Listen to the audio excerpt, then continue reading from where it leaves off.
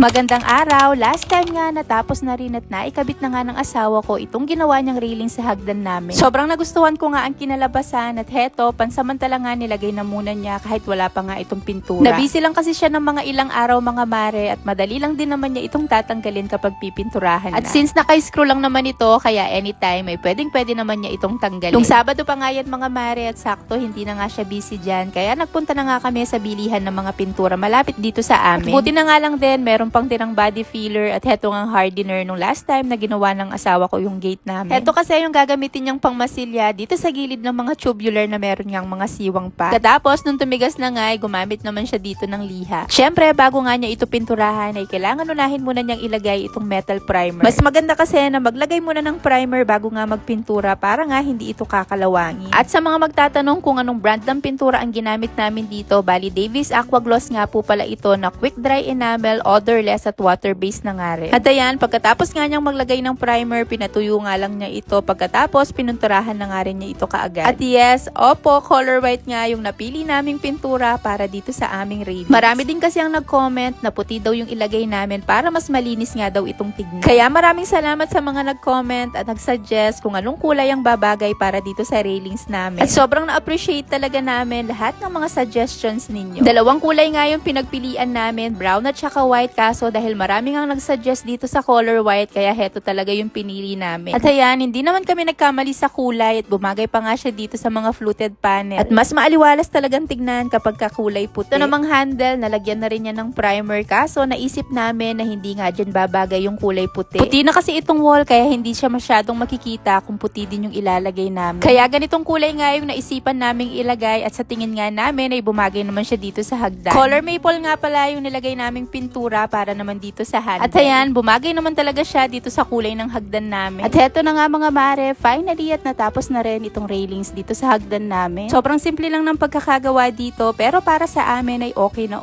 to. Heto nga yung itsura ng railings namin before at heto naman siya nung hindi pa siya napipinturahan. Ang laki na nga ng pinagbago nito kesa sa dati. Maganda din sana dyan yung black, kaso parang hindi siya babagay dito sa kulay ng bahay namin. At hetong white nga, mas lalong umaliwalas tignan itong hagdanan namin. Pansamantala, nilagay ko muna dito yung artificial plant pero papalitan ko din yan. At eto namang handle, ito meron naman siya dito sa mga rubber nosing na nakalagay. O siya mga mare, salamat sa panonood at hayan na muna for today. Magandang araw! Last time nga natapos na rin at naikabit na nga ng asawa ko itong ginawa niyang railing sa hagdan namin. Sobrang nagustuhan ko nga ang kinalabasan at heto, pansamantala nga nilagay na muna niya kahit wala pa nga itong pintura. Nabisi lang kasi siya ng mga ilang araw mga mare at madali lang din naman niya itong tatanggalin kapag pipinturahan na. At since naka-screw lang naman